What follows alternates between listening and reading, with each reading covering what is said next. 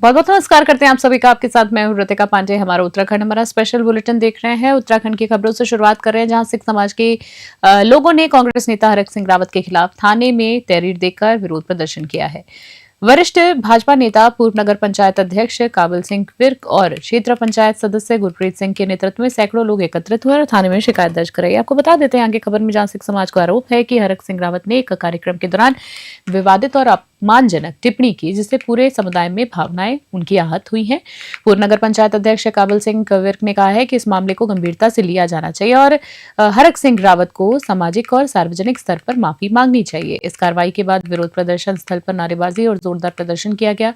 सिख समाज ने चेतावनी दी है कि अगर उचित कार्रवाई नहीं हुई तो आगामी दिनों में और भी सशक्त कदम उठाने से पीछे वो नहीं हटेंगे। दिनेशपुर से राहुल विश्वास की रिपोर्ट। हरक सिंह रावत जी ने सिख समाज का अपमान किया है। एक वकील साहब को बोले 12 बज गए, तो इसके खिलाफ सिखों में बहुत गुस्सा है और सिख समाज का अपमान करना, क्योंकि सिखों ने बहुत बंगाली समुदाय सिख समुदाय ने बड़ी शहादत की है देश के लिए, ऐसा अपमान करना, उसके विरोध में हम हरक सिंह रावत जी के खिलाफ मुकदमा लिखवाने के लिए सारे हम सिख समाज के लोग थाने में आए हैं और मुझे मतलब तहरीर दे दी है, मुकदमा दर्ज करें। कांग्रेस के प्रदेश में माफी मांगना ऐसा है, एक बार किसी को थप्पड़ मार दो बाद में माफी मांग लो, ऐसा नहीं होता है। वो बोलते रहे, आज कल को ऐसे ही माफी गुरदयाल जी मांग लेंगे, उसके बाद वो अपना हरक सिंह रावत जी बोलेंगे गुरदयाल जी माफी में, ऐसा नहीं होगा। हम मुकदमा दर्ज कराने किया है और जल्दी मुकदमा दर्ज जी। उन्होंने एक टिप्पणी दी है जिसमें उन्होंने कहा है कि सरदारों के 12 बज गए ऐसे करके बोला उन्होंने, कि किसी सरदार जी को बोला उन्होंने 12 बज गए करके। तो सर ये बहुत ही निंदाजनक टिप्पणी है। 12 बज गए का बहुत बड़ा इतिहास है जिनको उन्होंने एक बहुत ही बुरे तरीके से पेश किया। जो इतिहास है इसके पीछे सबको पता ही है क्या कहानी रही है। बहुत ही पुराने वक्त से 12 बजे का इतिहास चलता आ रहा है और इसके बारे में जो संक्षेप है वो आप ऑनलाइन सर्च कर सकते हैं, जिसके लिए हम इनके खिलाफ कार्रवाई की मांग करते हैं। अगर कार्रवाई नहीं होती तो हम कोर्ट से इनके ऊपर कार्रवाई करेंगे, अगर फिर भी नहीं होती तो हम एक धरना देंगे।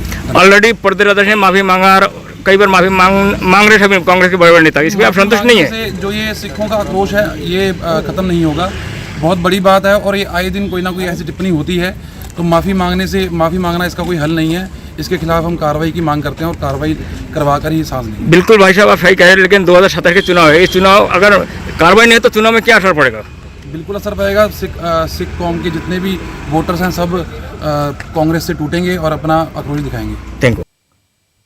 और अगली खबर देख रहे हैं जी। आपको बता दें, जहां सहसपुर थाना क्षेत्र के ग्राम कोटी ढलाई में सोमवार सुबह संस्कार स्कूल की बस खाई में लुढ़कने से बड़ा हादसा होते होते टल गया है। जानकारी के अनुसार बच्चों को उतारने के बाद बस ढलान पर अनियंत्रित होकर पीछे की ओर सरकने लग गई और लगभग 100 मीटर गहरी खाई की ओर बढ़ गई। बता दें आपको, जहां प्रत्यक्षदर्शियों के अनुसार बताया गया है कि छात्रों ने साहस और सूझबूझ दिखाते हुए चलती बस से छलांग लगाई, जिससे गंभीर चोटों से बच गए। घटना के तुरंत बाद स्थानीय लोग मौके पर पहुंचे और पुलिस और स्कूल प्रबंधन को सूचना दी। वहीं बता दें आपको, स्थानीय निवासियों ने स्कूल प्रबंधन और परिवहन विभाग के सुरक्षा मानकों पर कड़ाई से लागू करने की मांग की है, क्योंकि ऐसी लापरवाही किसी बड़े हादसे का कारण बन सकती थी। पुलिस ने मामला दर्ज कर जांच शुरू कर दी है और स्कूल बस सुरक्षा नियमों की समीक्षा की जाएगी। देहरादून से मोनू राजपूत की रिपोर्ट। और अगली खबर की बात करें तो एक निजी स्कूल में आयोजित कंप्यूटर साइंस और एआई रोबोटिक्स प्रदर्शनी में छात्रों ने अपनी रचनात्मक और तकनीकी कौशल को बेहतरीन तरीके से प्रदर्शित किया है। विभिन्न कक्षाओं के छात्रों ने ऐसे रोबोट और प्रोजेक्ट्स प्रस्तुत किए हैं जो भविष्य की आवश्यकताओं को ध्यान में रखते हुए तैयार किए गए थे। प्रदर्शनी का मुख्य आकर्षण मार्स पर जीवन मॉडल था, जिसमें छात्रों ने दिखाया कि रोबोटिक्स और कृत्रिम बुद्धिमत्ता की मदद से मनुष्य भविष्य में लाल ग्रह पर कैसे सुरक्षित और स्मार्ट जीवन जी सकता है। इसमें स्मार्ट आवास, स्वचालित खेती और ऑक्सीजन उत्पाद जैसे उन्नत विचार शामिल थे। इसके अलावा smart mall, smart army base, smart home system और स्मार्ट अटेंडेंस सिस्टम जैसे मॉडल दर्शकों का ध्यान खींच रहे थे। बता दें, समाज सेवा से जुड़े प्रोजेक्ट्स जैसे आर्ट व्हील चेयर, दृष्टिबाधितों के लिए स्मार्ट जूते और स्मार्ट डस्टबिन ने विशेष सराहना प्राप्त की। डोईवाला से आशीष यादव की रिपोर्ट। मैं क्लास 5th की हूँ और मेरा प्रोजेक्ट है डीजे लाइट। हाँ, मेरी टीचर्स का बहुत सपोर्ट रहा है और जिसने मेरे साथ जो मदद करवाई है, मानसी, गुरमान, गौरांशी और गुरसहज ऑल्सो, तो इन्होंने मेरी बहुत ज्यादा मदद करी है। डीजे लाइट है और लाइट यूज होती है बर्थडे पार्टी के लिए, और कोई फंक्शन हो गया, शादी हो गई, रिलेटेड हमारा प्रोजेक्ट है।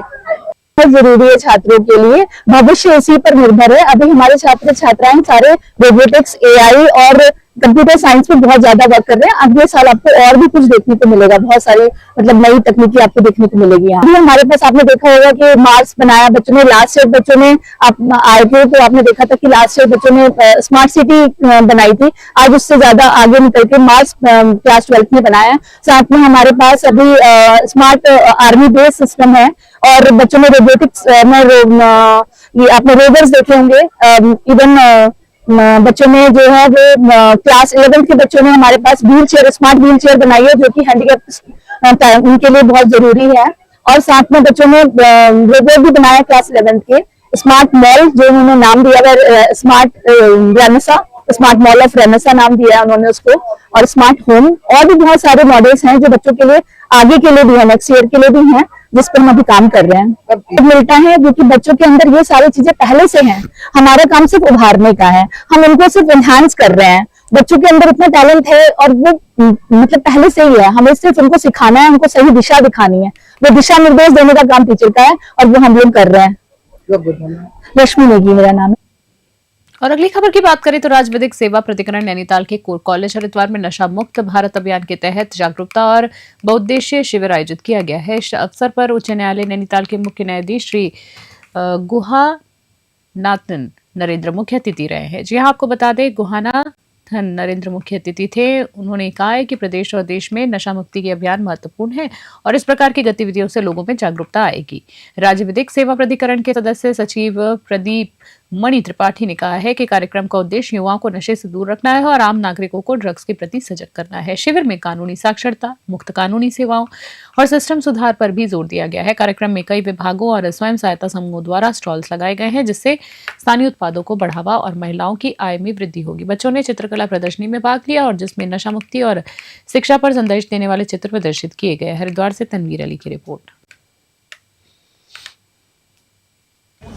It was a wonderful experience, and the objective was to raise the awareness in the fight against narcotic drugs, and the district administration, the police have played a very vital role and they have a great role to play in future also. Thank you.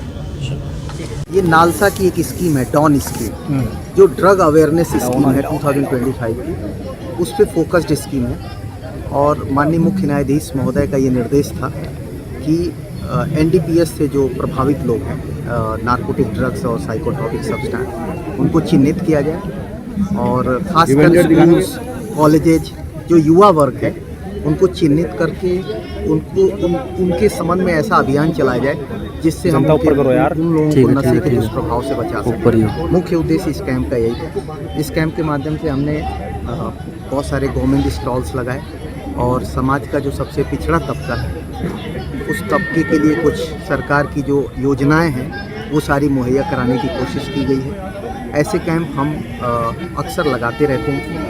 अभी कुछ दिन पहले हमने टिहरी में ऐसा camp लगाया था, ऋषिकेश में, और आगे भी इस तरह के कैंप लगाते हैं। सिस्टम को कुछ सुधारने की आवश्यकता है, इसमें सिस्टम भी कहीं ना कहीं इसमें फेलियर रहता है कहीं।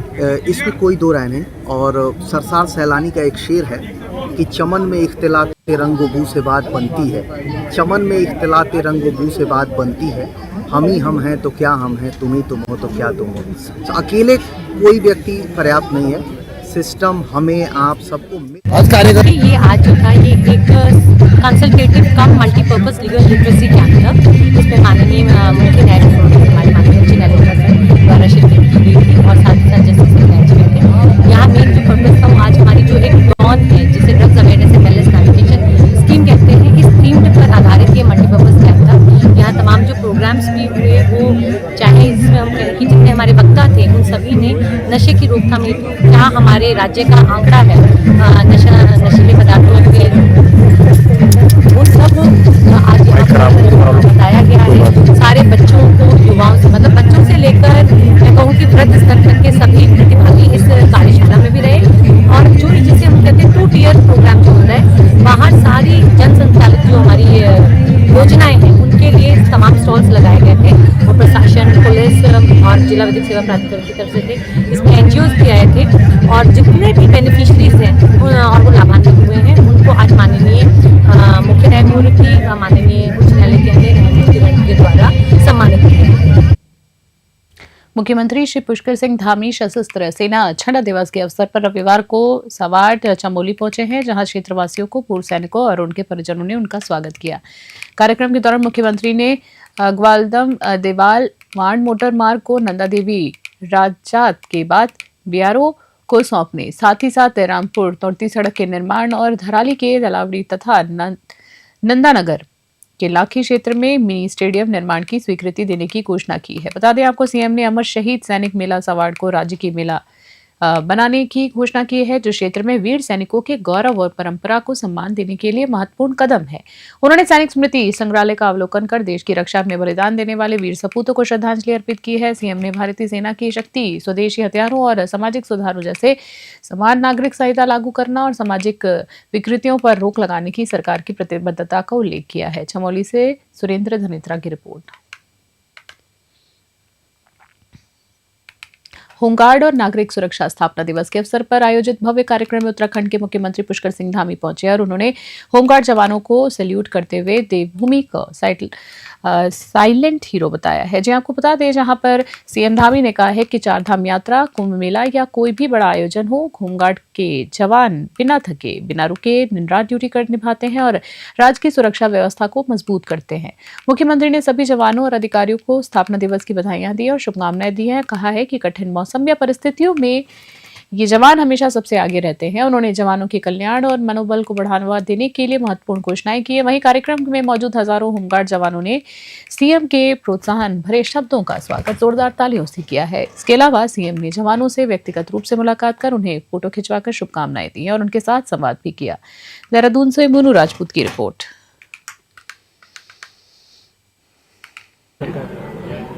देखिए, आज सबसे पहले तो होमगार्ड स्थापना दिवस पर मैं सभी होमगार्ड्स के अधिकारियों को, हमारे वीर जवानों को जो अनवरत रूप से हमारे अनेक राज्य के अंदर होने वाले कार्यक्रमों को, 4 धाम यात्रा को, कुंभ, कांवड़ और अन्य आयोजन, उन सभी को बहुत अच्छे तरीके से संपन्न करवाने में अपनी बहुत महत्वपूर्ण भूमिका निभाते हैं।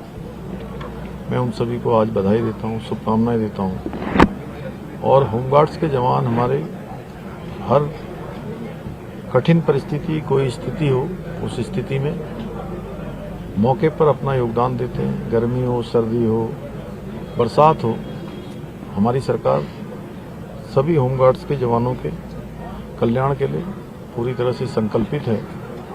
और उसी संकल्प को आगे बढ़ाते हुए हमने यहाँ पर कुछ घोषणाएं की हैं, जो निश्चित रूप से हमारे इन सभी जवानों के मनोबल को बढ़ाने का काम करेंगे और उनकी जो कार्य क्षमता है वो बढ़े, उनका मनोबल ऊंचा रहे, ये हमारा प्रयास रहेगा हमेशा आगे भी।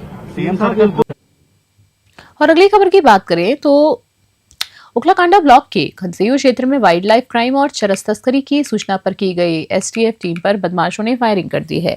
इस हमले में सिपाही भूपेंद्र मारतौलिया और टीम का एक मुखबिर घायल हो गए। बता दें आपको, दोनों को तुरंत हल्द्वानी के निजी अस्पताल में भर्ती कराया गया है। भूपेंद्र मारतौलिया ने की देर रात सर्जरी सफलतापूर्वक की गई है और उनकी हालत अब पहले से काफी बेहतर बताई जा रही है। एसटीएफ के सहयोगी की स्थिति भी स्थिर है। वही घटना के बाद एसएसपी नैनीताल मंजूनाथ टीसी अस्पताल पहुंचे हैं और घायलों का हालचाल उन्होंने जाना है। पुलिस प्रशासन ने बताया है कि एसटीएफ और नैनीताल पुलिस की संयुक्त कार्रवाई लगातार जारी है। आपको बता दें, ओखलकांडा क्षेत्र में सर्च ऑपरेशन चलाया जा रहा है और फायरिंग में शामिल सभी आरोपियों की जल्द गिरफ्तारी सुनिश्चित की जाएगी। अधिकारियों ने स्पष्ट किया है कि वाइल्ड लाइफ क्राइम और नशा तस्करी में शामिल कोई भी बख्शा नहीं जाएगा। नैनीताल से ललित जोशी की रिपोर्ट।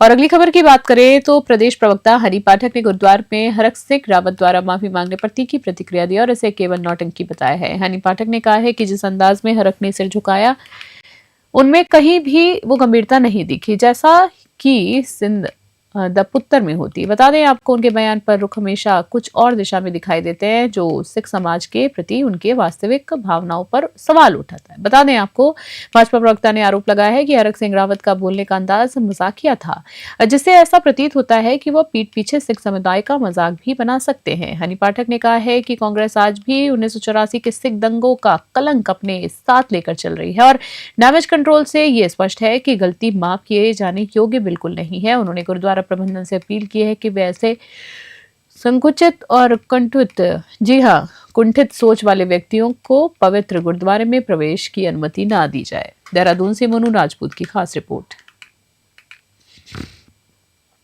बोले नेता की वजह से अब पूरी कांग्रेस जो है वो परेशान हो रखी है। देखिए, हरक रावत अपने आप में ही परेशानी है। वो अपने आप से ही उलझे हुए हैं, बिखरे हुए हैं। उन्हें खुद समझ में नहीं आता है वो क्या बोलते हैं, क्यों बोलते हैं और कितना बोलते हैं। और जो उस समय प्रदर्शन के दौरान उन्होंने शब्द कहे हैं वो उनकी मानसिकता को दर्शाता है, कांग्रेस की मानसिकता को, क्योंकि 1984 का दंगा भी आज तक हमारा भारतवर्ष भूला नहीं है। और जिस प्रकार से उनकी मानसिकता है वो उस समय उस धरने के दौरान उजागर हुई। और जिस प्रकार से बात हो रही है कि सभी नेता वहां गुरुद्वारे में जा रहे हैं, सब एक दूसरे की होड़ लगा रहे हैं, पूरी कांग्रेस इस समय सब चीज का राजनीतिकरण कर रही है। और ठीक है, गुरुद्वारे में वो गए हैं, माफी मांगे, गुरु के दरबार में पहुंचे हैं, तो निश्चित रूप से अपनी करनी का वो माफीनामा दे रहे हैं वहां पर। लेकिन जिस प्रकार से उन्हीं के नेता इसको राजनीतिकरण कर रहे हैं सबके। खास बुलेटिन में इतना ही। बने रहे न्यूज़ 21 फिलहाल के लिए नमस्कार, जय हिंद।